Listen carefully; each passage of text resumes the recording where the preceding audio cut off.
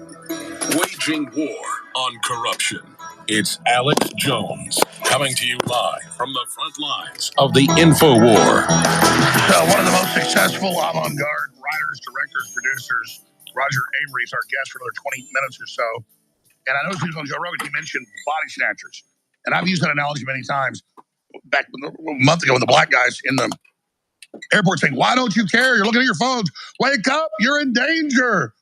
And he's absolutely right. Yeah. We have to have, that sense of urgency. Here's a clip of the remake in the 70s, the original guy from the 60s or 50s, whenever the first Body Snatchers was made, running around as society's collapsing, as the aliens are really in their takeover phase. Here it is. Okay, well, Kibner will be able to explain something. I don't need a psychiatrist. Just forget that he's a psychiatrist. Just think of him as a very intelligent man, which is what he is. It's a book party. He's a celebrity. He's very famous, and you will really like him if you just forget that you think he's a psychiatrist. I don't know. Matthew, I've lived in the city all my life. But somehow today I felt everything had changed. People were different. Not just Jeffrey, but everybody. Yesterday it all seemed... Today everything seemed the same, but it wasn't. It was a nightmare. It really became frightening. It was like the whole city had changed overnight.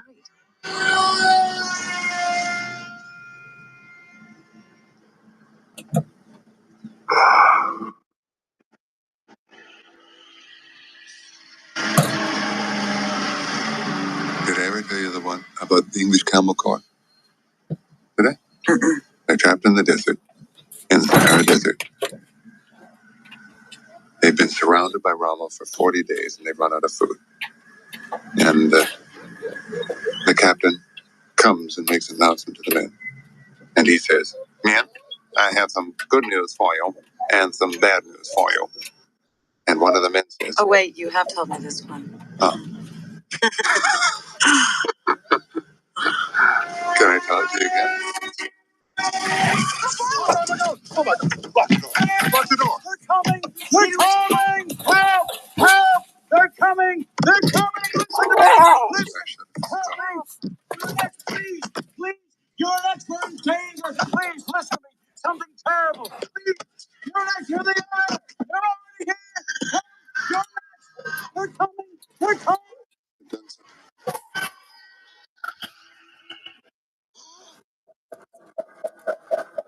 And that's where we are, and that's what I'm trying to do. Roger Avery's trying to do is, we don't claim to have all the answers, but we know we're not in Kansas anymore. Roger, you brought up body snatchers. Why did you raise that on Rogan?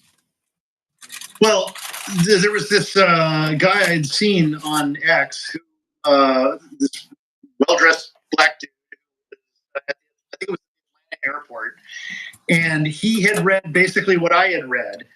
And he was out there and he couldn't believe everyone was asleep and going about their daily lives, just like Invasion of the Body Snatchers.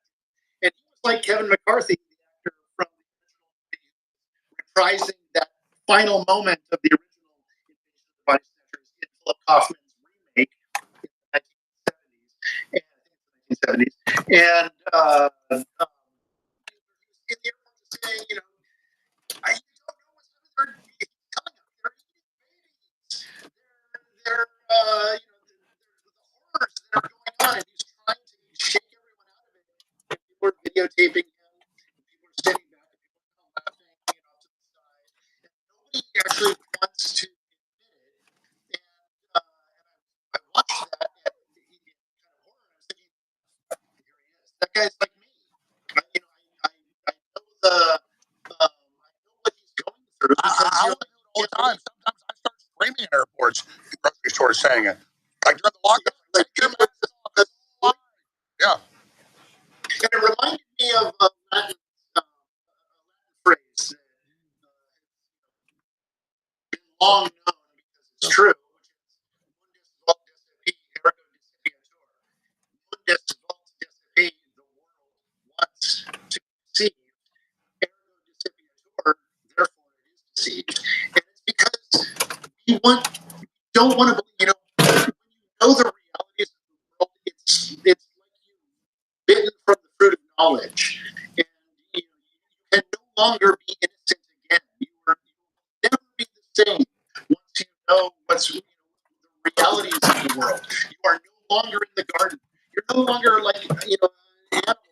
Animals make but they're innocent because they don't have knowledge the way we do. And so you're expelled from the garden. But people want to believe that they're still in the garden. They will lie to themselves just to believe that they're still in the place. We're not in the garden and they don't even know it. So we're kind of giving them the second bite at the apple. Like, you're already in, baby. Yeah, exactly. And if the garden is too much for some people, except cave. You're in shadows. Or this guy from the Matrix who knows that he's that the steak is fake, but that, it still tastes good. And he would rather be ignorant because what Orwell said was ignorance is bliss.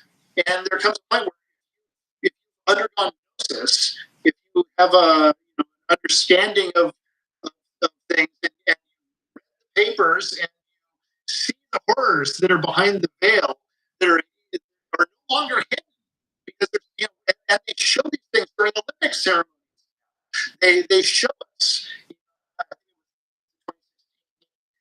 They showed us the coming of COVID because plans they're thinking about these plans 3 steps ahead of everyone. And so, when I heard that it wasn't Iran that announced there was an attack on Los Angeles, it was the FBI that announced the attack on Los Angeles.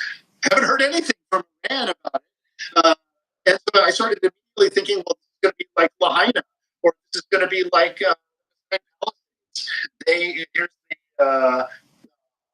why would they do this? Why would they do this? Not killing everyone. If not part of a spell. And so heard about the attacks, which are the idea that Iran is going to attack California is as ludicrous as 1941 by Spielberg. It's a joke. What makes a lot more sense is that somebody wants to do a land grab, or somebody wants to destroy their building for insurance purposes, or somebody wants to create chaos in order to enact something else because they're thinking 3 steps ahead. We're only thinking 1 step ahead because most of us are just trying to get through our lives. We're just trying to pay our like have all this control of narrative, of property, and even if they're going to do stuff like this, we have to stop being naive and start thinking like they do. Yeah, and the thing is, the message is all out there all along. You can see it because of the revelation of the method. They have to tell you in advance as part of the karmic the esoterics, you were laying that out really was fascinating. Why do they ever tell you what's happening? Well, the revelation of the method is to expose what you're going to do. And by doing that, it becomes accepted by the people before you do it. Once you do it, you are relieved of the karmic weight that comes with the actions of activity. And so this is something that dates back to the dawn of time. And very, very long time. And it's in the books. You can read texts are effectively describing how the nature of reality works. People sometimes are like, wow, that's a coincidence, or wow, I see patterns in everything. I see patterns in contracting. If they tell you you agree to you don't oppose it, is you can waive your rights in the contract. Correct. It's like a vampire asking to be invited into your home. Once you invite it into your house, you made it okay. Whatever happens to you after that, it's your own fault. And so we as a culture, sleep, are being fed these kind of images constantly, either through movies or through Olympic ceremonies. You just have to ask, like, who is running? Every NFL thing, every Hollywood event, it's devil worship, it's a cult, all seeing eyes. What are they saying? I'm sorry, say that again. Why are they, when we know they're doing when you see a cult ceremony for almost every major event. What is it? Obviously, it's about the revolution, but what are they telling us through the ceremony? Well, they're telling us what they're going to do. You can see they're going to, for instance, the Queen. They're saying revolution. They don't mean they're saying revolution, and they're soft in mind. It's kind of soft power that if you show the Last Supper. So you show the Last Supper, yes, and you pervert it, and you invert it, you own it. You're creating a version of reality, and you know, just like rose men with beards, dressed as women, and making women and nurses do pap smears on men's penises. It's all about a cult ritual to make it lies. It's all about as above. When we read the Hermetic laws, the laws of Trismegistus, these laws are the laws by which lawyers operate under, and so when you see it with the laws of correspondence, so what they're trying to do is, I don't know if you've ever read these works. Their whole thing is to bring about the apocalypse sooner. And so explain what that rabbi said. That's important. Rabbi Levy effectively said that if we bring about through sin, through acts of sin, if we bring about the apocalypse sooner, and therefore we become closer to the end time and the coming of the Messiah, or whatever he called the Messiah. And so there was this kind of belief that, forcing God's hand, which we have excess, well, the Iranians, like, well, we're going to force the end of the world here, and then meanwhile the Iranians think their 12th Mahdi's about to come the same thing. In Marlowe's Faust, there's a moment where Faustus creates a circle to protect him, and he conjures Mephistopheles using a certain spell. And Mephistopheles comes to him presumably from hell and before Faust.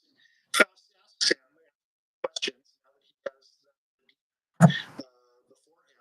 He says, if you truly are condemned to hell, how is it now that you are here before me? If God has condemned you. And what Mephistopheles says, why Faust? This is hell. Where am I out of it?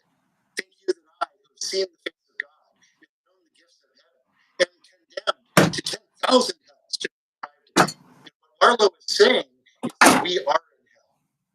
The material realm is the trap. And what we're doing now is a kind of battle between spiritualism to ascend and materialism, which is to descend. And this is a wonderful version of Faust was written by Goethe and they both did versions of it. And this filmmaker, just previously, I can't remember his name off the top of my head, but he's an animator and he combined Goethe and Marlowe very elegantly. And the crazy part is Faust could have gotten out of it any time. It didn't. Well, the crazy part is that Faust is given everything he asks for because he doesn't believe the mortal soul is just a thought, the trifle of a mortal soul you speak of. I gladly give it up to be able to move the spheres from their orbits, to look behind the veil of reality, to know the secrets of the universe. And once the entire story is done, Mephistopheles comes to claim the soul from him. And he says, yeah, but I don't know any more than I did at the beginning. I've seen everything. I've seen behind the veil. I've been able to move the spheres and change reality and all the worldly manipulations possible. I've had all the powers. I've raised the seas. I've lowered the seas. I've done it all, and I still don't know the truth of things. And the devil says, or the devil says, why Faust? All the secrets of the universe were there for you all along in a single blade of grass. And what they're saying is,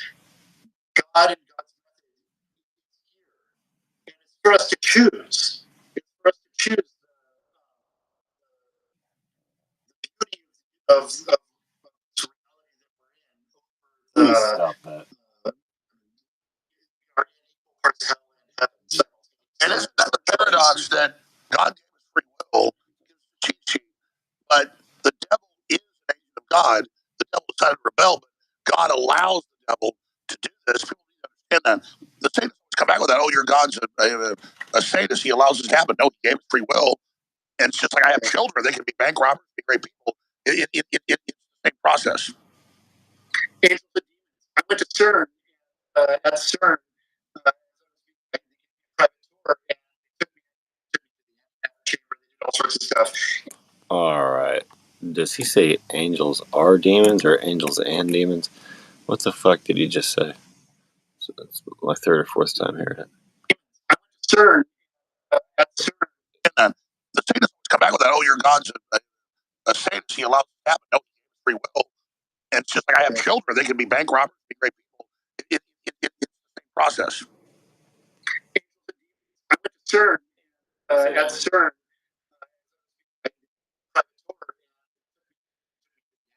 I'm glad he broke away from him, but you can tell a little bit of faggot Satanist wore off on him. I mean, like, that he's been exposed to it, you know.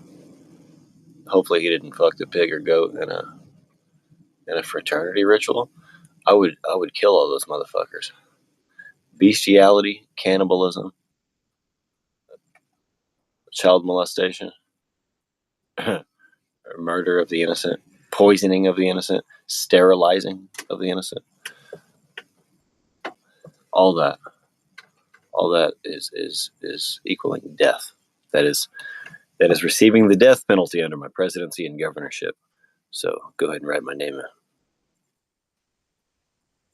All sorts of stuff. CERN,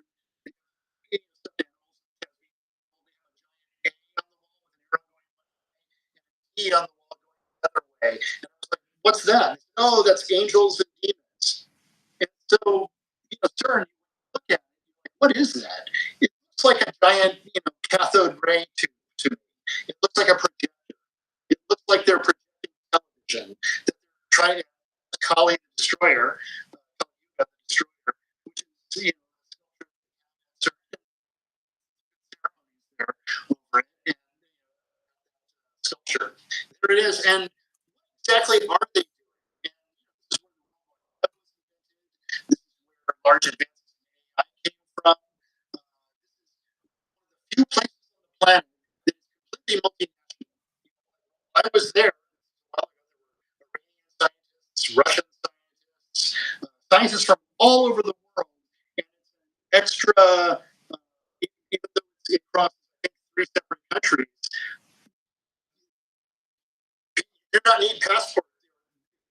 Passports are extra judicial. I think that's the term that they use.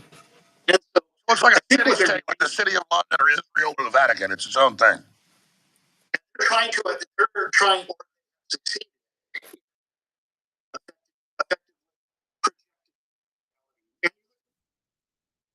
Can't build or repair a Large Hadron Collider or a particle collider, a large particle accelerator, without a JLG lift. A JLG lift. That's what we need to do in this country. My name is James Lee Gillenwater, and I'm running for President of the United States of America and Governor of Kansas. And Mayor of Wichita. Write my name in for all of them. I don't even know if you can on that last one. But Sheriff of Sedgwick County. This is all my homeland. In the heartland. The very center of our great grand nation. Let's give it a JLG lift. Is that an accident? Is that just because the collider like that, or because that's 666? And what is 666 from your research? 666. But then again, that is by showing us what it is now part of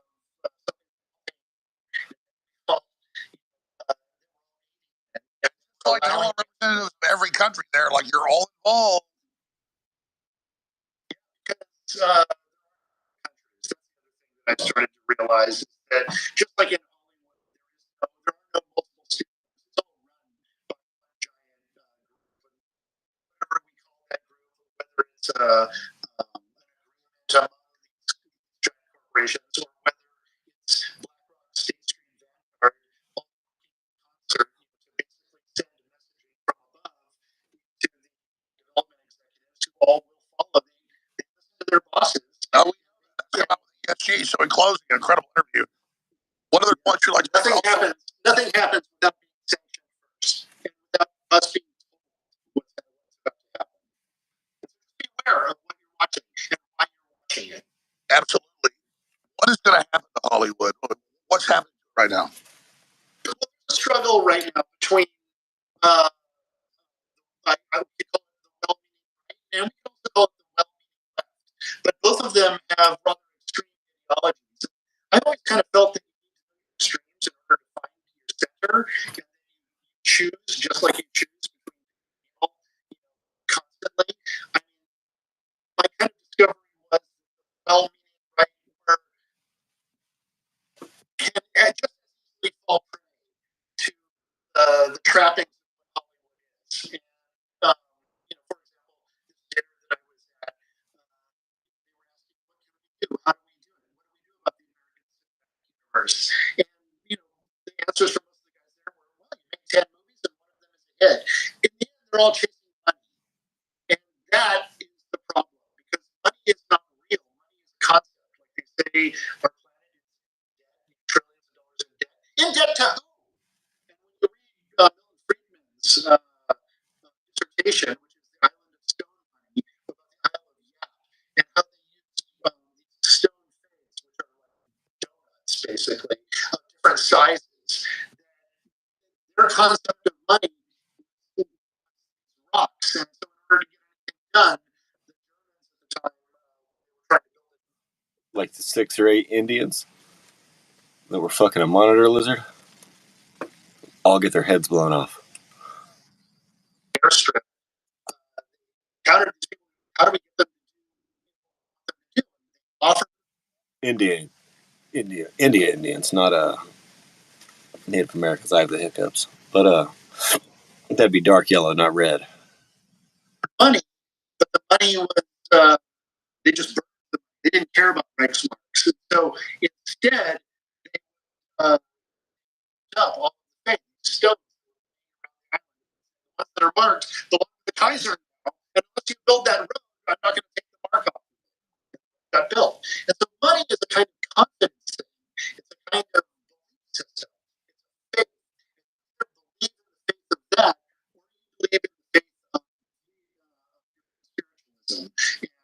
And those messages that come from within. And I think that we all now must make a choice. And the choice is between materialism or spiritualism.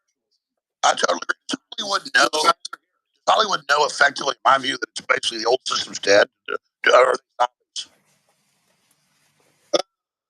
I think it's some kind of unconscious level. What's really happened is a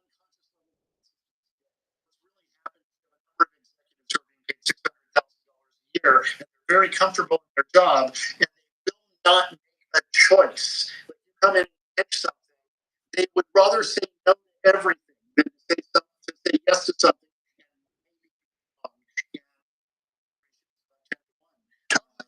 so they're totally stagnant. And so they're frozen. They're like a deer in the headlights, and nothing gets done that way. Which is why it's up to individuals now to pick up the torch and say, I can make a movie. By the way, I meet young filmmakers who make movies for $50,000, and they have figured out how to release these in such a way that they see consistent return on their investment, and they own their material. So the system committed suicide itself. It doesn't know yet, but the innovation there, you're seeing a renaissance again. I think that there's a renaissance. I think everything moves in ebbs and flows.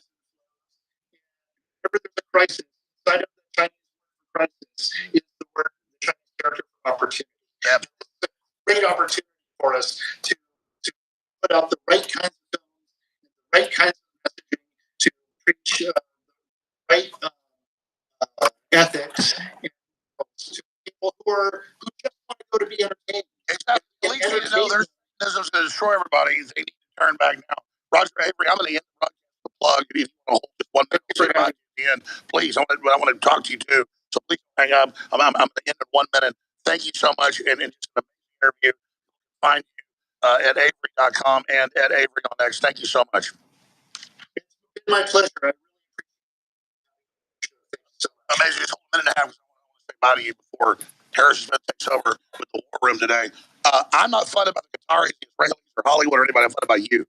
So this whole operation, everything we do, is funded by you at theologyofstore.com. We got a big sale that just launched. It only runs till Monday. You can text InfoWars. People who want this, we have it now. Text InfoWars 342581 and get a free bottle of methylene blue t-shirt with any purchase. So you can buy like a $14 t-shirt and get a free bottle of methylene blue, $35 value. That is an amazing deal. It's a loss leader. The product's so good, we're doing this. Text InfoWars 342581. Also, we have the original X2 iodine, the very best, pure iodine. Has it even stronger, now known as T3 at theelephantstore.com. 50% off for family members, 25% off for everyone else. And we have the America birthday t-shirt, limited edition, at cost $14.99 at the store right now, limited edition shirt. And we also have the Mega March sale at 17, 40% off everything else. theelephantstore.com. That's what changes the world. Products that make you healthier, wealthier, wiser, and to fund the operation. I want to thank you all for your support and encourage those that haven't visited the site now. Amazing interview with Roger Avery. Incredible stuff. We'll be right back with the next broadcast with Harrison Smith and the War Room. So, CIA declassified documents last week. Operation Artichoke to poison vaccines, food supply, and the water to calm us down and make us controllable. Now, new documents about ESP control, how we're really electrochemical systems, liquid crystals, and the pineal gland, and how most people have microscopic to actual large worm infestations, not just from cats, you name it, like Kennedy has one in his brain. And tell the public most cancer, breast cancer, brain cancer is worms. Ladies and gentlemen, you can look it up. Go to the UN's website. They admit it. Over 2 million people have cognitive disabilities because they do not have enough iodine. The 20s they found this after put in the salt, IQs went up about 20 points on average, 15, 20 points. Well, we have the very best atomic iodine in the world. Has been available in several years, ladies and gentlemen. But we have the original X2 back, but even stronger, pure atomic. Atomic isn't radioactive. It means it's on the periodic table. It is absolutely pure. And I mixed that with ultra methylene blue that is also on record good for your pineal gland and reversing the calcification, the rest of it. Well, we've got the best methylene blue, and I just mixed the iodine with the methylene blue with this water. I'm going to drink this, and this is pure rocket fuel. So good for your body. Essential iodine with methylene blue together is amazing. It's scary looking too. So, by the way, the new product is available right now at theelephantstore.com. It's T3. It's X2 back even better at theelephantstore.com. So for all the fans that wanted it, everybody that wanted to get it, they've had it for over a year. It is back, reborn, like the Phoenix, even stronger. Exclusively available through our sponsor, theelephantstore.com. But regardless, our methylene blue, our iodine is the best, and it does so many other things: libido, stamina, energy. They go together like a horse and carriage. Get them both now. There's also another big sale as well at theelephantstore.com, and I thank you for your support. If you receive, you are.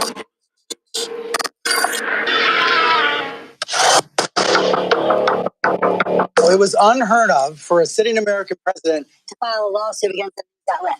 This never happened before until President Trump returned to office for a second term. But now he has sued the Wall Street Journal, the New York Times, and as of this morning, the BBC. President Trump, domestic propaganda has been the bane of your existence. Obama repealed the 1948 Smith-Mundt Act, which then permitted propaganda to be in broadcasting. It no longer said that it had to be credible.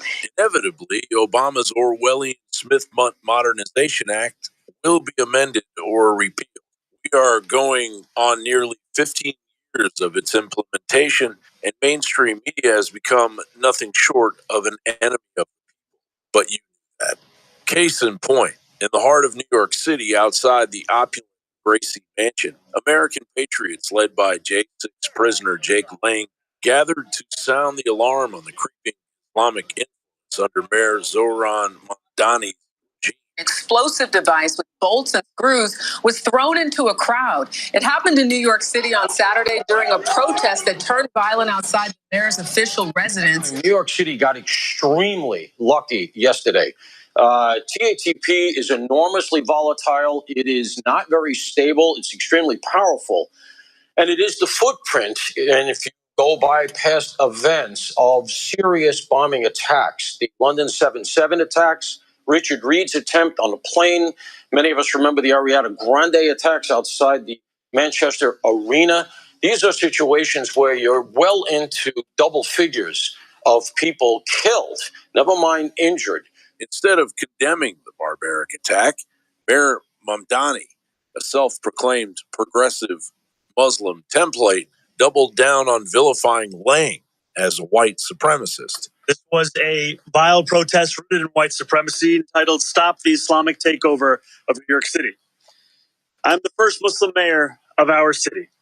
Anti-Muslim bigotry is nothing new to me, nor is it anything new for the 1 million or so Muslim New Yorkers who know the city as our home. The mainstream media echo chamber followed suit, amplifying smears against American patriots and populism. Authorities say they were part of a group of nearly 125 people counter-protesting a much smaller anti-Islam demonstration led by Jake Lang. The violent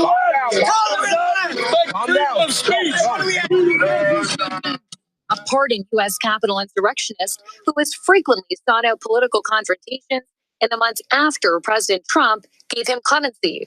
In a statement, Mayor Zoran Mamdani is saying, quote, yesterday, white supremacist Jake Lang organized a protest outside Gracie Mansion rooted in bigotry and racism. Obama's CIA media monstrosity uses many tools in their propaganda toolbox. One of those is called minimized framing, where certain aspects of a story, event, or issue are deliberately downplayed, underemphasized, or minimized in the framing process. This allows acts of terror, sedition, or treason to carry on toward their goal. CNN recently illustrated minimized framing in stark detail, posting about two jihadist terrorists as if their innocent lives took an unexpected turn on a lovely, warm day in New York City. CNN had to redact and apologize. Another tool is outright lying. Two Republicans say Muslims don't belong here after an attempted terror attack against New York's Mayor Zoran Mamdani, and the House Speaker Mike Johnson says nothing really to condemn those comments. I incorrectly said that the bombs that were thrown by ISIS-inspired suspects in New York over the weekend were directed at Mayor Mamdani. They were not. I failed to catch and correct that mistake in real time, and I take full responsibility for that. This blatant bias exposes the deep state's playbook. Protect the invaders, demonize the defenders, all while sleeper cells activate across the homeland, plotting the next 9/11 style horror in real time. in Michigan at the synagogue about 25 miles away from the big Islamic headquarters there in Dearborn, where the politicians openly chant death to America, death to Trump, death to the U.S. military, death to Israel. We have reportedly him crashing. All right, folks, that is the latest from John Bound. Find it shared on band.video. Minimize maximum danger. We'll be right back on the other side. Dispatch. We have the widest selection of Patriot apparel and some of the best designs. I set out with our sponsors that we want us a widest selection of t-shirts, hoodies, sweaters, hats, name it. All classic Americana stuff, pro-Trump stuff, pro stuff, comedy stuff, Christian, Seder, pro-life, pro-Jesus, classic 1776 stuff, quality earrings, center, joke stuff, classic InfoWars gear. It's all there. I mean, just cool shirts saying I love America with a German pointer on it. I mean, just good stuff. All sorts of resistance to tyrants and God Punisher shirts. I mean, there are some big-ass stuff there. Look at that one, American Supply Co. I designed that bad baby. America established 1776 Supply Company. Woo! I like it. TheAlexJonesStore.com.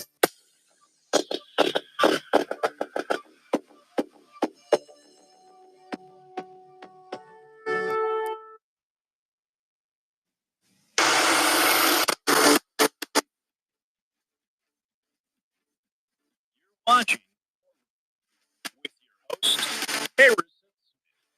Watch it live right now on X. Welcome, ladies and gentlemen, to the War Room. I'm your host, Harrison Smith, coming to you live this Friday the 13th. Glad you're here with us today. We have a very big show. In the third hour, we will be joined by James Fishback, who, of course, is running for the governorship of Florida and making some very big waves and making some very impressive against the establishment Republican he is challenging. Well, let's begin today, as we do every day, with our daily dispatch.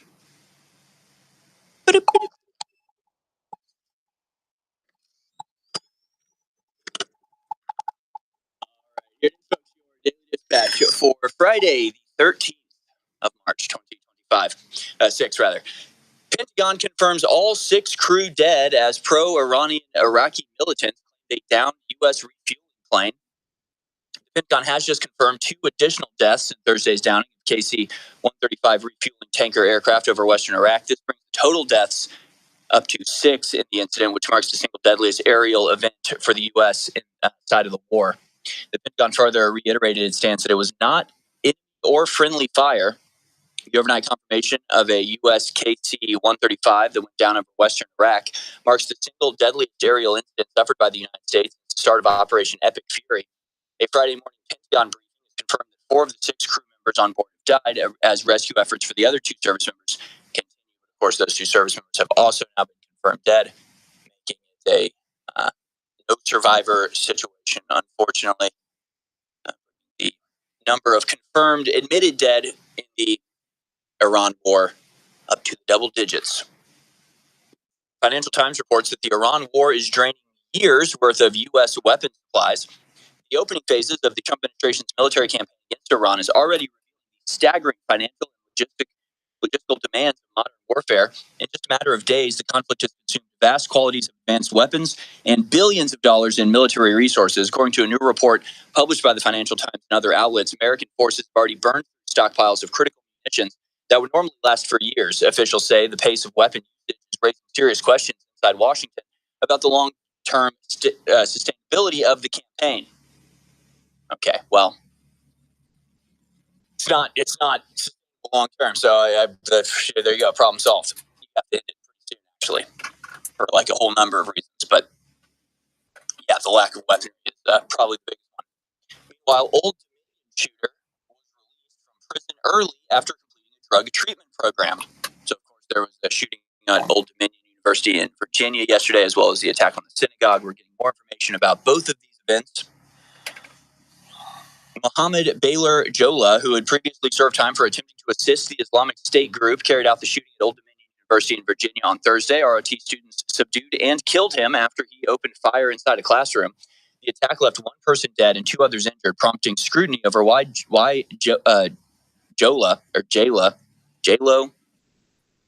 this despicable murderer had been released from prison and the terms under which he was freed, given his earlier conviction for supporting a terrorist organization. He pled guilty in 2016 to providing material support to the Islamic State group and was sentenced in 2017 to 11 years in federal prison with credit for time served, dating back to his July 16th, 2016 arrest. He was released from federal custody on December 23rd, 2024, far earlier than expected after reportedly completing a drug treatment program that can reduce prison sentences for up to a year. Although inmates convicted of terrorism-related offenses are generally not eligible for such reductions. I don't understand. I guess he had drug problems on top of it, but that doesn't make any sense. You get convicted for providing material support to a terrorist group, and so you have to take a drug treatment program? What? Okay. Vance was, quote, skeptical voice in White House on Iran strikes. I say doubtfully. I say thoroughly unconvinced of the assertion. This from Politico. White House officials revealed that the vice president had made his opposition known in the lead up. This is literally the opposite of what was said earlier. Previously, in the first week of the attack, it was reported that J.D. Vance had said, the feeling I got, the impression I got was that Vance was like, well, I wasn't for the attack, but if we're going to attack Iran, we got to hit them hard and make it really big. Not just like a little one-off thing like we did last summer. So it was reported that he was the voice saying, we're going to hit him, we got to hit him hard. But now they're backing off of that. And I wonder if it has anything to do with the fact that the current Iran war is completely tanking J.D. Vance's future political prospects. I don't know. I just don't think it's going to help. I don't think should have gone harder earlier. I think JD should have been against it from the beginning and vocally, but it's a little too little, too late. I think. Finally, suspect in Michigan synagogue attack had lost his family in Israeli strike on Lebanon. The armed suspect, who drove a vehicle into the hallway of a large Michigan synagogue complex that includes a school, had just lost 4 family members in an Israeli airstrike in his native Lebanon just last week, an official said on Friday.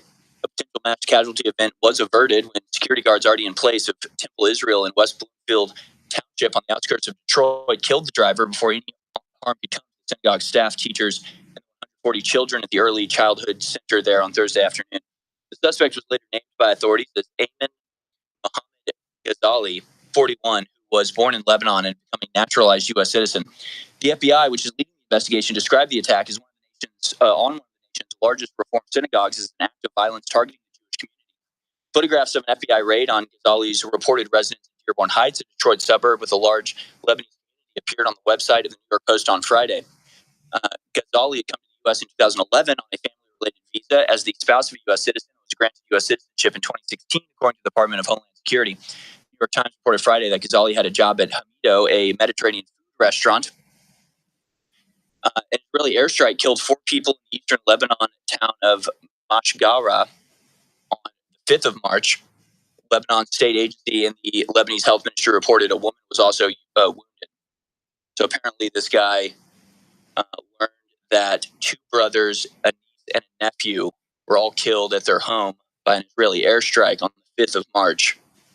Apparently decided to take revenge on the Jewish community here in America. Not exactly a unexpected consequence. The opposite of helpful. If you want to actually contribute to the war efforts in Israel, you should do exactly what this guy did, obviously. There's nothing will unify America behind going after Iran, like Iranian supporters murdering America, or at least attempting to. There are a few suspicious things about that attack that we can get into, including an FBI training for that exact event that occurred just last month. Of course, nobody except for the attacker was killed. Thankful for that. Again, it's like I don't know what they expected to happen. Literally brought over like millions and millions of pretty hardcore Islamists into this country. So do that, you are really setting yourself up for failure. You imported, deliberately established the stay behind networks that wage war against us. And even if it's not like stay behind networks, even if it's not people from Iran or Hezbollah that were sent here and have orders to look for an alert and then go out and destroy some sort of wider scale plan. You also just have Muslims just won't fight for America. They won't ever actually take up arms for America. They would much more likely to fight against America, and they'll be the first to tell you that. We got a lot of videos from the last few days of the war in Iran. Let's start with clip number 5 here. Pete Hegseth, he gave a press conference today. There have been pretty interesting clips out of it. Let's go to this first. Clip number 5. Here's Pete Hegseth earlier today. Prohibiting transit in the straits right now is Iran shooting at shipping. It is open for transit should Iran not do that. Okay, so there you go. Strait of Hormuz is open for transit. It's just that Iran will fire missiles at you. But other than that, it's totally open. There are no threats going through the Strait of Hormuz, except of course for the Iranian missiles. But if they stop shooting those, then it's open. So we just consider it open. Of course, a little caveat there. There are the missiles. But other than that, I'm not kidding. Let's play that again because I missed the first part. Let's play that same clip. Short. Here's Pete Hegseth saying the Strait of Hormuz is safe, except for the missiles. Let's watch. The only thing prohibiting transit in the straits right now is Iran shooting at shipping. It is open for transit should Iran not do that. Oh, okay. Okay, great. And I guess the point he's making is that there's no mines. Okay, I guess. Great, good point. So again, that's just like what. Nothing about this makes any sense, and it just is honestly only worse. Let's go to clip number 16. It's also from the press conference earlier today. Pete Hegseth being asked about how many Americans have been injured or killed so far in the 2 weeks since this utterly retarded war got started. Let's watch. No doubt. Yeah, right there. Green jacket. Mike Bress with the Washington Examiner. How many American casualties have there been, and where were the American service members when they were injured? It's a bunch of return to duty. So we've had a large majority have gone in for some medical treatment and return to duty. We've had in Kuwait, Jordan, down across the southern flank, a little bit, a variety of places, most from one-way attack strikes. But I want to clarify that. I think what we tried to do here is clarify those numbers rather than saying KIA or WIA wounded. Be more clear about that because the overwhelming majority, almost 90%. Okay, so no answers there. That's not great. That sure isn't great. Let's go to clip 28 here. This is again from Pete Hegseth. This time, instead of not giving any information, probably giving a little bit too much. Let's watch. Or more fake news from CNN. Reports that the Trump administration underestimated the Iran war's impact on the Strait of Hormuz. Patent ridiculous, of course. For decades, Iran has threatened shipping in the Strait of Hormuz. This is always what they do, hold the strait hostage. CNN doesn't think we thought of that. It's a fundamentally unserious report. The sooner David Ellison takes over that network, the better. Okay, a couple things here. All right, well, we'll work backwards, right? At the very end there, can't wait till David Ellison takes it over. That's Larry Ellison's son. That's the family that's systematically, with obviously cooperation of the U.S. government, to buy up all of the media outlets so that they, I guess, can stop reporting things that are negative about the war effort. Because let's not get confused here. A lot of people are saying, because they can't wait till CNN is owned by the conservatives so they can censor it. It has nothing to do with conservatives. This has nothing to do with Republicans. CBS got given this treatment, essentially forced to be sold to Larry Ellison and his son, and handed off to Barry Weiss. And since then, CBS has become extremely positive on Israel, but is running all of the same woke, far leftist nonsense that they were before. This has nothing to do with American conservatism. So yeah, CNN. So what did they report? That the Trump administration hadn't thought of the fact that Iran was going to close the Strait of Hormuz.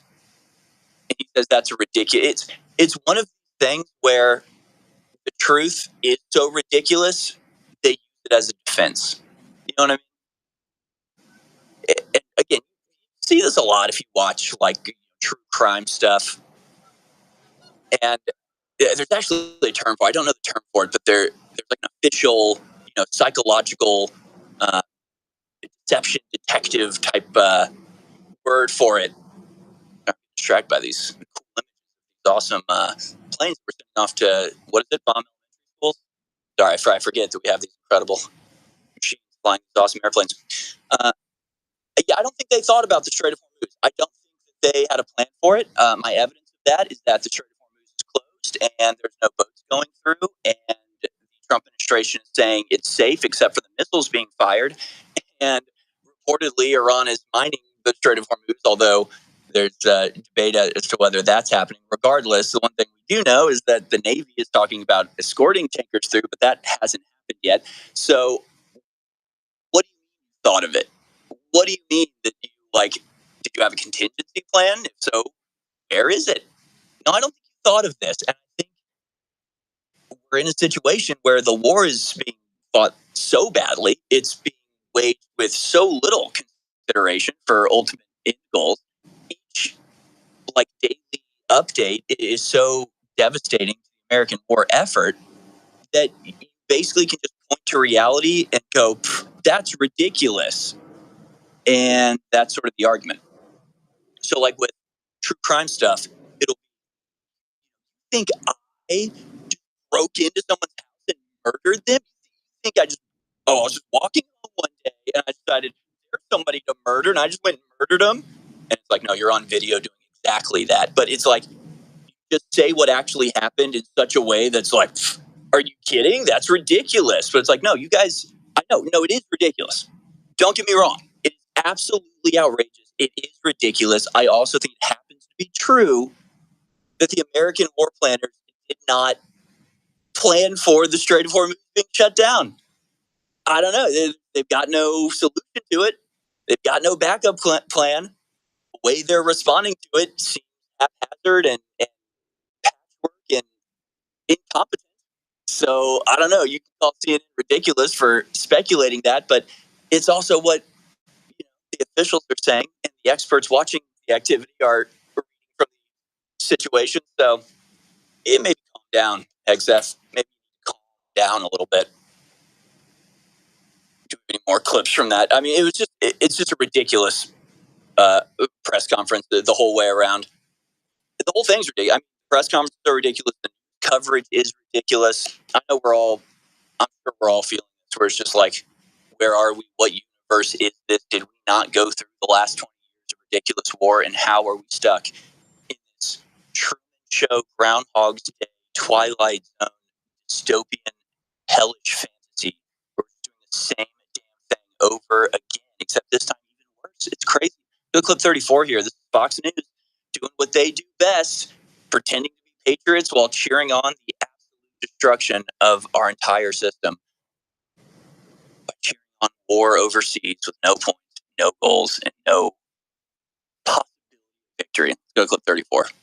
U.S. intelligence believe the Iranians squirreled away what's left of their uranium into what's known as Pickaxe Mountain, a nearly impenetrable bunker buried deep in granite where evil scientists have been working around the clock, cobbling back together a program that was obliterated during Operation Midnight Hammer. The bunker busters might not be able to do the trick. Reports say special forces might have to be inserted to physically shut it down on the ground. Might have to have boots on the ground. Okay, but for a limited thing, right? Just for this one sort of attack, it's not going to spiral out from there, right? Let us get our foot in the door. Okay, look, all we're asking is a foot in the door. A 1 foot, what's the risk with just 1 foot in the door? It's just, what's the big deal?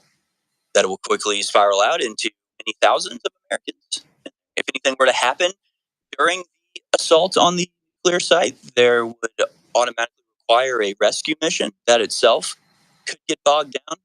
That attempting to do something like this almost guarantees some level of complication and operational failure that will necessitate a spiraling out of the conflict. Let's leave them alone. How about we, instead of doing all of that, let's not do any of it and let's go home? What if we just do that instead? I don't know. I'm spitballing here, speculating a possible things we can do from here on out. And how about literally anything else? Now, there is some other interesting speculation. We played you 2 videos yesterday of Benjamin Netanyahu that were very different than other Netanyahu videos that have come before. In particular, the fact that he is, for one thing, actually admitting and acknowledging the fact that the war that's currently being fought is in an effort to bring about the apocalypse and their so-called Messiah, which Christians would consider the Antichrist. Okay, so he talked about Amalek before, and he did it. This was the thing, but he never said, we're bringing the kingdom and the Messiah is almost here before. He also said Israel is building is becoming a world power, just like we told you. Was always the intention behind attacking Iran. But people know something else that was strange about it. They noticed that he has 6 fingers. They noticed that at certain frames in that video, he appears to have more fingers than a non-AI human typically has. This, on top of other facts that it's debatable whether he or Ben Gvir have been seen in the last couple of days, it has people speculating that Netanyahu may be dead.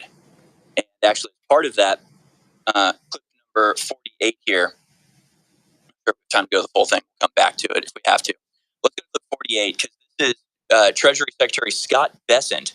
He's being interviewed when he got called away, rushed away by Trump. Clip 48. And basically he comes back and he sounds a little different. And whether, people are, a little bit of a stretch there, but people are speculating about what news was delivered to Scott Bessent that required they interrupt a interview. What caused him to be so uncertain when he got back. And of course, people are just sort of connecting dots and saying maybe Scott Bessent being told something terrible had gone wrong in the war, and that very well could be Netanyahu either dead or other rumors have him injured and organ transplants. These are all just rumors that are, as far as I can tell, baseless. But here's the bizarre interview with Scott Bessent that has some people questioning what news he got. Let's watch.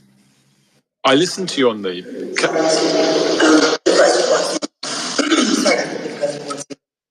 Oh. Okay. Okay. No problem. See you shortly, Secretary. Secretary, I have to say, it's a first, I'm sure a last as well, that an interviewee's been pulled away to go to the Situation Room. How's the president? Was he stressed? No, the president is in great spirits.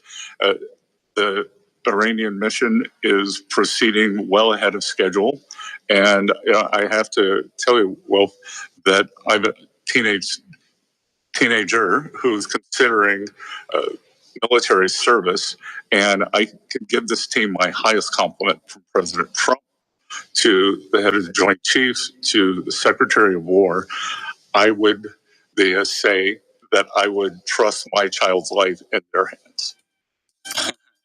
Very reassuring, Scott. Very reassuring. So confident. So he got pulled away at 10:30. Didn't come back till afternoon. He got pulled for an hour and a half. And he's like, this was going great. My people perish for lack of knowledge. That's what the Bible tells us. Another way to say it is, those that don't know history are doomed to repeat it. God has given us compounds in nature that aren't just important, they're vital, they're essential. If you don't have oxygen for 4 minutes, you die. You don't have water for 4 or 5 days, you die. You don't have food for a month, you die. And why is that? Because there's nutrients in the food you eat that are essential. Well, iodine is one of the essential nutrients. We have massive shortages of it in our depleted soils. Now, I have a CIA declassified document I'm going to hit here in just a moment. But first, I want to show you a few headlines. UN study, 2 billion people suffer from vitamin and mineral deficiencies, particularly iodine, the number 1 cause of cognitive disabilities in the world today. Here's another one. Salt smarts. How iodine has increased America's IQ. Starting in the 20s, we had super low IQs like iodine. They put it in 15, 20 point increase. My point is, this is a known fact. It just got declassified 2 weeks ago, CIA Operation Artichoke in the 50s. They said, we've been tasked by the big tax-free foundations, the Rockefellers and Carnegies, to dumb down the American people. We're going to put poisons in the food, the water, and the vaccines to dumb them down to make them more manageable. Absolutely incredible. So right here, ladies and gentlemen, I have taken a few drops of our new T3, even better than X2, pure atomic iodine, and mixed it with our medical grade methylene blue. Both of these supercharge your cells, clean out your body, and counter the effects of the things now being admitted by the CIA. That fluoride calcifies the pineal gland and jackets your cells where they cannot transmit. I've been telling you this for decades. So they have major studies, but now here it is. CIA declassified research. The human body is a liquid crystal that is literally transmitting and receiving a transceiver. And what does fluoride do? It literally blocks that. What goes in and strips that out? Iodine and methylene blue, they act in different ways. So this is information the bad guys not want you to know. Also, in the CIA document, they admit that most cancer is microscopic worms. There's hundreds of species that get in and colonize your body, amoebas, and eat your breast, your liver, your brain, you name it. And then they call it a tumor and cancer, but they're just areas of your body that have been chewed out. Now, you've seen us with countless doctors and scientists on talking about this. Not all cancer is this, but the majority of it from studies is, and they are again telling you that you just got to die. And if you've got an infection of parasites in your brain or whatever, if they hit it with radiation, it kills the parasites. But the radiation also kills your regular cells. Turns out the majority of people in the world have one form or another of parasite. Here's the Daily Mail. CIA faces furious backlash after a hidden document for potential cure for cancer is declassified after 60 years. We've talked about this for many, many years. We're totally vindicated again. And right now, we finally have the original pure iodine back, but even stronger, now known as T3. The original X2, even better, at thealexjonesstore.com. Again, ladies and gentlemen, T3 and what it does for your body is amazing. So for a limited time, you can get T3, our new iodine, the very best ever, at thealexjonesstore.com. If you're a VIP member, for 50% off. Regular customer, 25% off at thealexjonesstore.com. Funds the operation, total win-win. Now, methylene blue you fill in 30 minutes on average. Iodine takes about 2 weeks to kick in to get the full effect, but it is just as amazing. You are insane if you don't go to thealexjonesstore.com right now. You get our Ultra Methylene Blue and the new T3, and it's even better than the next two. The same formula, but stronger. Exclusively available right now at thealexjonesstore.com. And thank you so much for your support.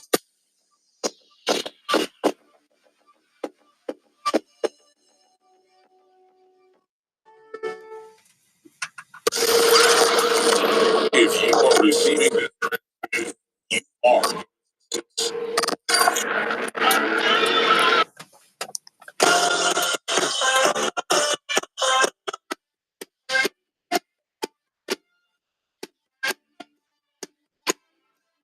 Back, folks. I have a special guest in the next hour. We will be joined by James Fishback in the third hour. He will be joining us to talk about the great state of Florida and his astonishing rise to popularity. Not astonishing to those of us who've been paying attention, certainly the establishment who are throwing everything at him that they can, and it's just not working, unfortunately, for them. Fortunately, for the people of America and freedom lovers throughout the globe. Let's do a few more videos about the state of the Iranian war, and I want to move on to some related but not exact topics because, to be honest with you, it's the same as the war aims are just as ridiculous as they were yesterday. The statements being made by the Trump administration are just as silly, contradictory as yesterday. It's all just the same. So no development, to speak of one way or the other. It seems like America is declaring victory and Iran is continuing to fight and dug in and not going anywhere. So until that situation changes, I'm not sure how many times we go over it and over it and over. But let's go to clip number 29 here because this is Stephen Miller. Again, love the guy, but when you go to war with Iran, it makes you say some silly stuff on TV. Let's go to clip 29 now. Mr. Miller, tell us about the progress of Operation Epic Fury. Well, I think it's important for your viewers, Jesse, and the American people to know that there's never in history been a more total asymmetric, one-sided annihilation of the enemy than you are witnessing that is unfolding right now in Iran. Iran has long been feared by all the nations of the Middle East. It's long been believed to be one of the great military powers of the region, and yet the United States, under President Trump's leadership, has annihilated their navy, has annihilated their missile capabilities, has dealt devastating strikes to the IRGC and their command structure, has taken out, in collaboration and coordination with Israel, their nation's sinister leadership and command structure. It has been a complete wipeout of their capacity to unleash violence on the world. Yeah, okay, but that's just not true, though, is it?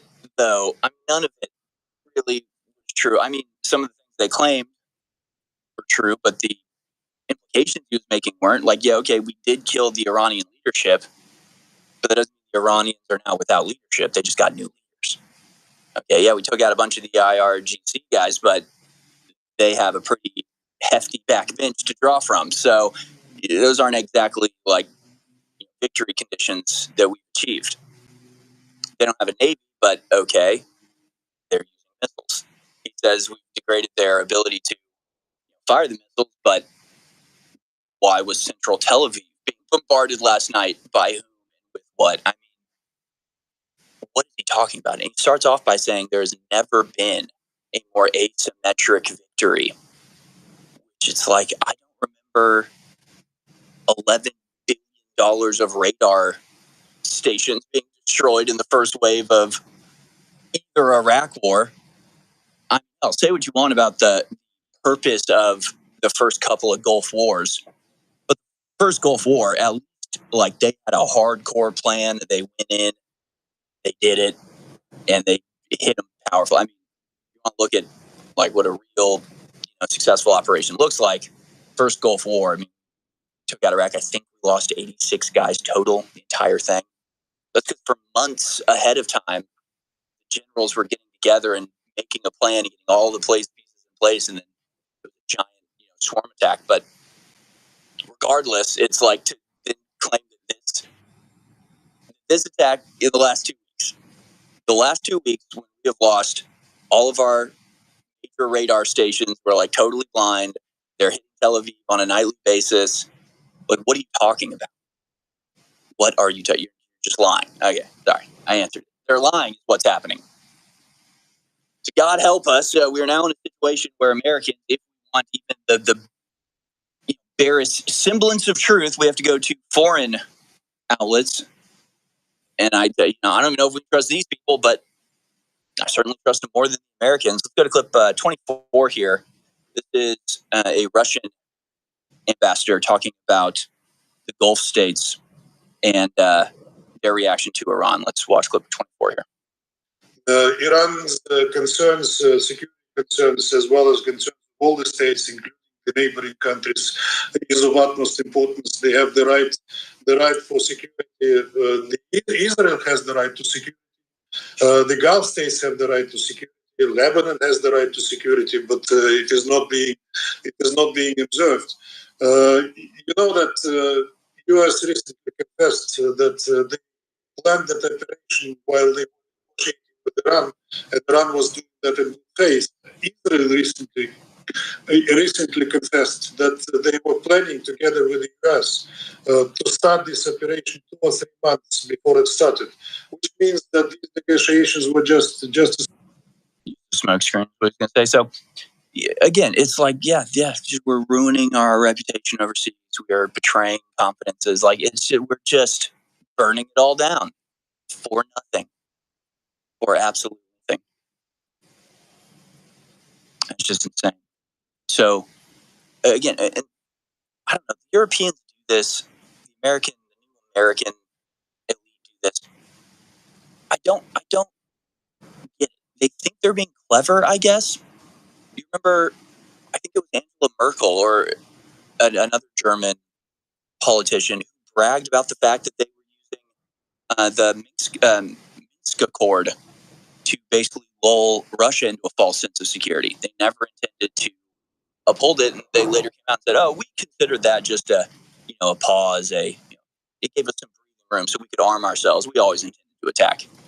It's just like, you're not supposed to admit that. I don't know. They think it's like clever. They think, oh, wow, they're so clever. They're so sneaky the way they did that. It's like, no, anybody can do that. That's not like a clever thing. It's not like a unique, intelligent thing to do. Everybody can lie. It's not hard. Everybody can make, international agreements and never intend to follow through with them. You're not being clever. You're destroying the fabric of international relationships and possibility even for diplomatic solutions in the future. You absolute psychotic morons. So they just do this over and over. So they come out and go, yeah, we were negotiating with Iran, but we'd actually been planning this attack the whole time. And like, it was actually integral to it. The meeting that we bombed was happening because we'd made some big, suggestion to them. So it's like we actually manipulated the negotiations on purpose. That, okay, if we make this big, ask, then they'll have to get together to talk about it. And when they get together to talk about it, we'll bomb them. You got our enemies around the globe, like Russia, going, yeah, these are the bad guys. Like, this is how you determine who's at fault for the start of the war. It's who goes out there and admits it, and brags about it like it was a cool, clever thing to do. You absolute psychos. It really is beyond anything you can imagine. I mean, this would be amateurish if this was the level of like stuff going on in preschool. People running the United States of America. It's crazy. Clip 27 here. U.S. and Israel's blitzkrieg failed, and the Iranian regime is only getting stronger. Let's watch. We don't know what will happen. The blitzkrieg failed. The Iranian regime, as they call it, didn't collapse. The people didn't revolt against it. It looks like there is no exit strategy for the U.S. In this game. I'm not a fortune teller, but the situation is really dire, and we are calling for the political and diplomatic solution. Those who are opposing it, and by de facto they did it when they didn't vote in favor of our resolution, means that they bear responsibility. Yes. Again, it's just ridiculous for the Trump administration to pretend it's anything other than what is obviously happening to everybody. Yeah, the Trump administration out there, like, we're kicking butt. We have very, easy to achieve goals, and we will be achieving them. Meanwhile, everybody else paying attention, including the ministers of other governments, are just like, they tried to knock out the Iran regime. It didn't work. Now they don't know what the hell to do. They can't, open up the Strait of Hormuz. They can't negotiate because they keep killing the people they're supposed to be negotiating with. I mean, we're just screwed. Everybody knows it, including the Trump administration, who's just desperately at this point trying to figure out how they get out of this with the least amount of damage done. It's like, it's too late, y'all. It's too late. By the way, the Iranian ship was out having a big parade with all of the Iranian civilians getting bombed in the middle of the parade, and none of them run away. They all are just there on the street being bombed. It's crazy. This guy didn't even stop his interview. Clip 23 here. This is the head of Iran's judiciary. I guess like the John Roberts, the Supreme Court Justice of Iran, giving an interview during this, Quds Day is the Iranian holiday. Let's bring up the audio here. Boom, there's the explosion. So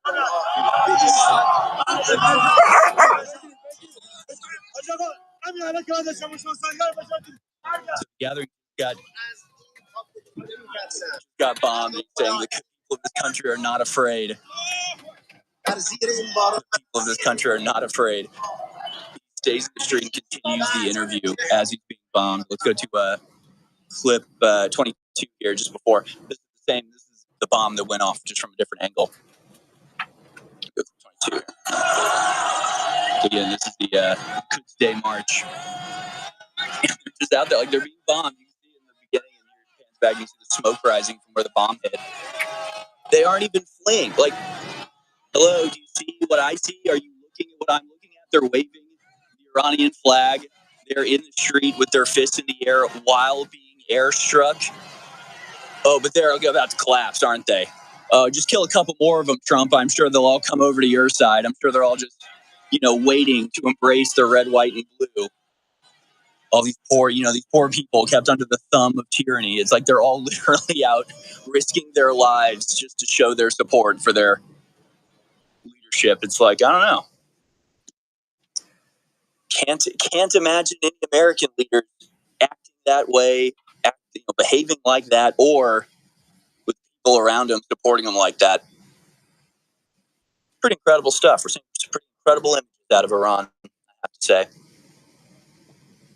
But of course, again, it's just, I'm torn. I got to show you what the administration's saying. But like, if I was reporting this factually, just like here's what's happening, what's going on, here's what people are saying, it would just paint an entirely different picture, and it's just kind of exhausting having to go, here's what Pete Hegseth said, here's why it's a lie, here's what Steve Miller said. That doesn't make sense on the face of it. It's just like, it's very annoying when we get into these ridiculous conflicts and have to lie about it. because the truth is that we're occupied by a foreign state, and that might cause Americans to get angry if they knew that. From Europa.com, U.S. war planners significantly underestimated Iran's willingness to close the Strait of Hormuz in response to U.S. military strikes while planning for war. According to multiple sources familiar with the matter who spoke to CNN, top officials within the Trump administration acknowledged to lawmakers during recent classified briefings that they did not plan for the possibility of Iran closing the Strait of Hormuz in response to strikes because they believed the closure would hurt Iran more than the United States. See where the problem is? See the underlying problem with everything America is doing in Iran? Do you understand that our failure in this conflict goes directly back to literally first, and in a lot of ways, only important law of war from Sun Tzu: know your enemy. It's the golden rule of war: know your enemy, know yourself. Don't try to understand our enemy, and you see the consequences. Do you think Trump even can model the mindset of people that are out on a street being airstruck, waving their flag and refusing to take shelter? Like, do you think they calculated for that? I think they would have understood that this was who they were dealing with. Maybe they would have understood that killing their supreme leader and hope probably wasn't a good idea. Probably wouldn't have made them want to come to your side, only harden their hearts. I'm saying all of this. Like, it's hard. It's hard to break the habit of speaking as if America and the American politicians are working for America. Like, there's this understood, kind of just established thing where it's like America should be doing anything for America, but that's just not the case. And the reason I'm saying that is because it's like they know all of this. To even say oh, they didn't know the Strait of Hormuz would be shut. Wow, are they idiots? They don't understand the Iranian. Maybe that's the case. Maybe they genuinely were thought oh, the Iranians aren't going to slightly harm their economic prospects because of the war with us. No, that's you. No, people value money over everything. People make decisions like this. The Iranians are willing to sacrifice. They're okay with hurting themselves a little bit if it kills you. So you didn't take that into account. You didn't understand that. So I guess it could go either way. Either our top war fighters, the people making these decisions, literally do not understand the first law of war: to know they just are treating Iranians like you don't have to take their mindset, their anything into consideration, or they know exactly how bad this was going to go, which is why they did it in the first place. I think it's a little mix of both. I think it's a little one, a little bit of the other. I think the people getting us into the war know exactly how bad it's going to be. They're doing it for that reason and with that intention. And the people prosecuting the war are being led around by the nose and are dumb. So, sucks, but there it is. It sucks, but there it is. With Iran war exit elusive, Trump aides vie to affect outcome. Okay. White House faction shaped Trump's messaging. Economic team warns of oil shock. Political aides urge quick operation. Hawks push for sustained Iran pressure. A complex tug of war inside the White House is driving U.S. President Donald Trump shifting public statements on the course of the Iran war as aides debate how to declare victory even as the conflict spreads across the Middle East. They're debating when and how to declare victory, folks. Again, this is the other issue. It's to a certain degree, you always have to take in public opinion, especially in a system like ours. But it's always supposed to be secondary to what the right thing is. But it's totally backwards to this administration. It's they actually don't care about winning the war. They're actually not concerned about the tactical or strategic reality on the ground.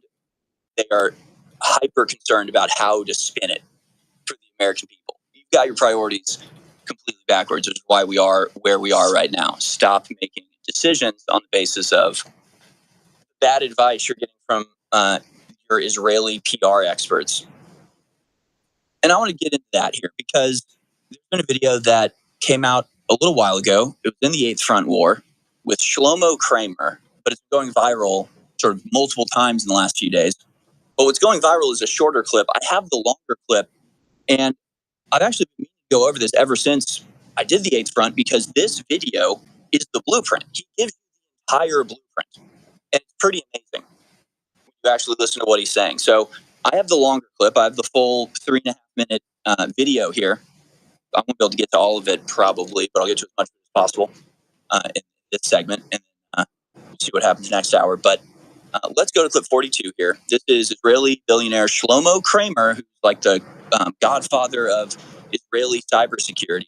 Again, I just don't have time to fill you in on everything that we've covered on this show and elsewhere for the last couple of years, but Cyberdome, basically Israel has a very, very well-oiled operation where they are providing cybersecurity or integral in the cybersecurity systems of like every Western country, the Five Eyes countries, Germany, America, obviously.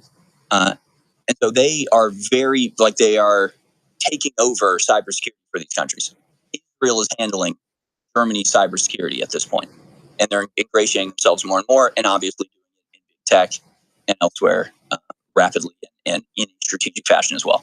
Here's Shlomo Kramer talking about what comes next. Let's watch. Network. Shlomo Kramer, also one of the founders of Checkpoint, another big cyber company. Shlomo, it's great to have you here. Welcome. Thank you for having me. How is AI, cyber warfare, shaping geopolitics right now? So AI is going to revolutionize cyber warfare. It will revolutionize cyber warfare from critical infrastructure to the fabric of society and politics, and undermining it, giving unfair advantage to authoritarian governments against democratic countries. First Amendment type of... That's already happening? That's already happening. You're seeing polarization in countries that allow for the First Amendment and protect it, which is great. And I know it's difficult to hear, but it's time to limit the First Amendment in order to protect it. All right, hold on. We got pause it right there. Pausing and going through because we've got to go line by line. What he says, again, it's important. He's saying it in a very particular way. He doesn't say we have to get rid of the First Amendment. He says we have to limit the First Amendment in order to protect it. So that's the way this argument is being framed. Is that unfettered free speech is dangerous and actually leads to, a crushing of free speech. It could lead to totalitarian government. So in order to protect free speech, we have to limit free speech. That's the way this is being phrased. Now, we can reject it outright on that basis, but let's continue to listen. Now he says they'll have an unfair advantage. It's a threat to critical security. So this all started with the question was, what's the role of AI in cyber warfare? And basically saying that AI is dangerous, therefore we need to limit the First Amendment in order to protect the First Amendment. That's the quote that you keep hearing. That's the way this is being framed. And he's talking about polarization, which he wants to get rid of dissident voices. It's not that complicated. Let's keep watching.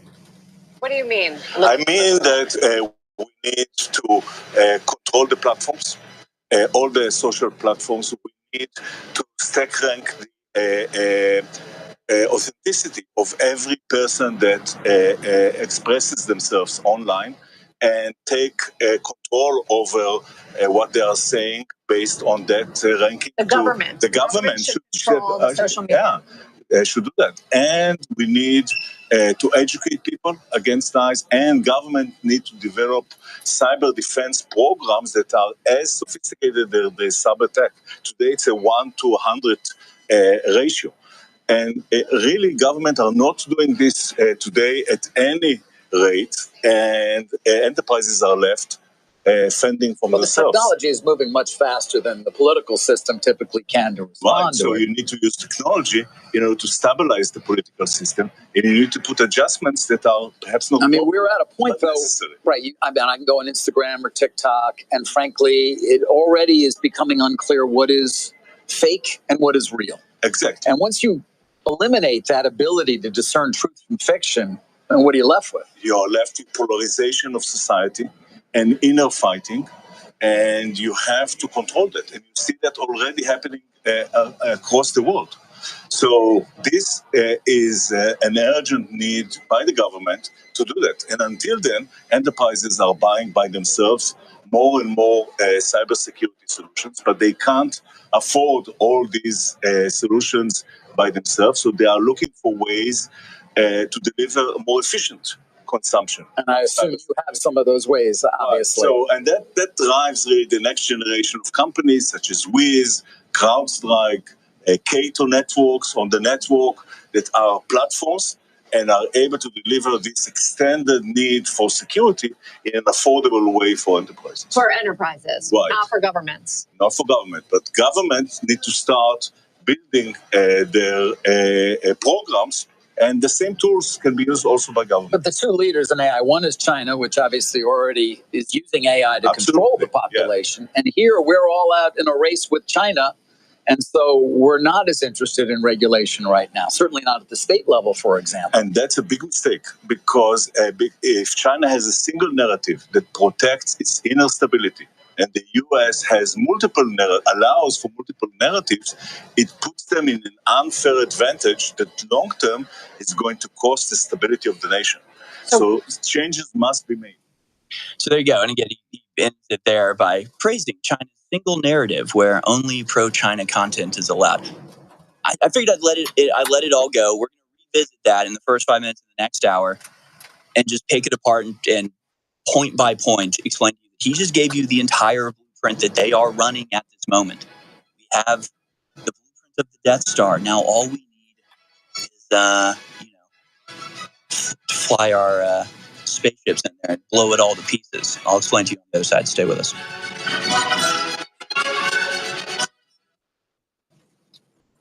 So, CIA declassified documents last week, Operation Artichoke to poison vaccines, food supply, and the water to Thomastown to make us controllable. Now new documents about ESP control, how we're really electrochemical systems, liquid crystals, and the pineal gland, and how most people have microscopic to actual large worm infestations, not just from cats, you name it, like Kennedy has one in his brain, and they tell the public most cancer, breast cancer, brain cancer is worms. Ladies and gentlemen, you can look it up. Go to the UN's own website. They admit it. Over 2 billion people have cognitive disabilities because they do not have enough iodine. In the 20s, they found this after put in the salt, IQs went up about 20 points on average, 15, 20 points. Well, we have the very best atomic iodine in the world. Has been available in several years, ladies and gentlemen. But we have the original X2 back, but even stronger, pure atomic. Atomic isn't radioactive. It means it's on the periodic table. It is absolutely pure. And I mix that with ultramethylene blue that is also on record to your pineal gland and reversing the calcification and the rest of it. Well, we've got the best methylene blue, and I just mixed the iodine with the methylene blue with this water. I'm going to drink this, and this is pure rocket fuel, so good for your body. Essential iodine with methylene blue together is amazing. Pretty scary looking, too. So, by the way, the new product is available right now at thealexstore.com. It's T3. It's X2 back even better at thealexstore.com. So for all the fans that wanted it, everybody that wanted to get it, they've had it for over a year. It is back, reborn, like the Phoenix, even stronger. Exclusively available through our sponsor, thealexstore.com. But regardless, our methylene blue, our iodine is the best, and it does so many other things: libido, stamina, energy. They go together like a horse and carriage. Get them both now. There's also another big sale as well at thealexstore.com, and I thank you for your support. If you are receiving this transmission, you are the resistance.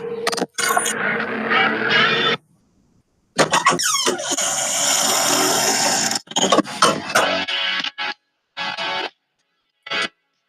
welcome back, folks. That video that we just played has been going viral with Shlomo Kramer, an Israeli cybersecurity expert, saying we have to get rid of the First Amendment in order to protect it.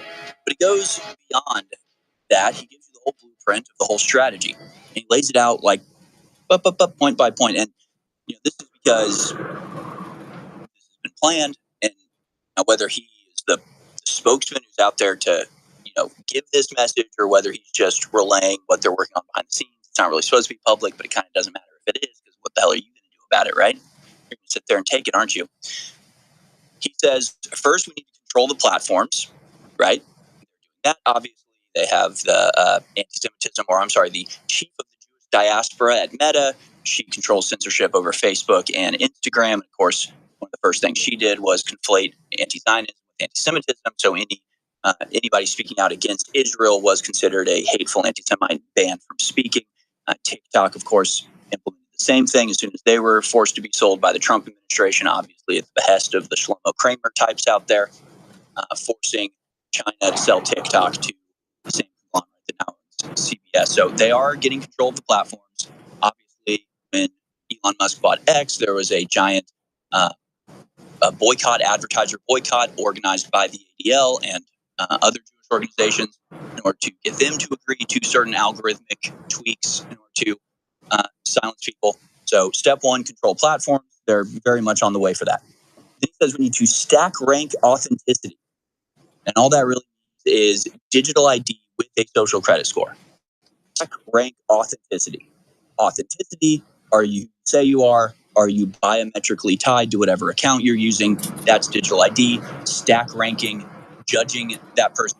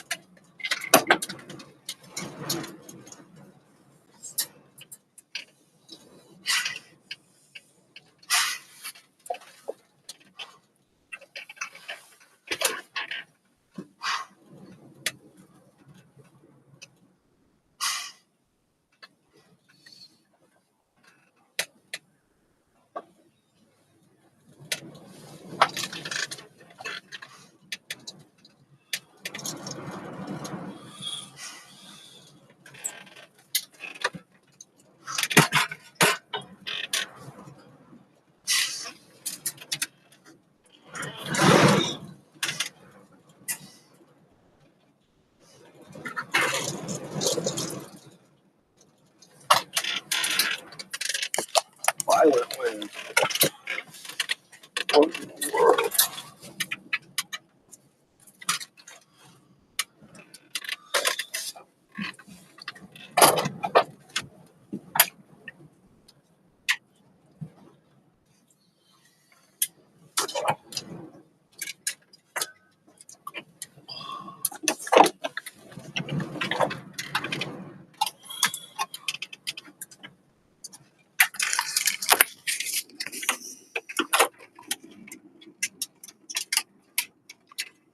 It's going to be so cold I could use a jump start.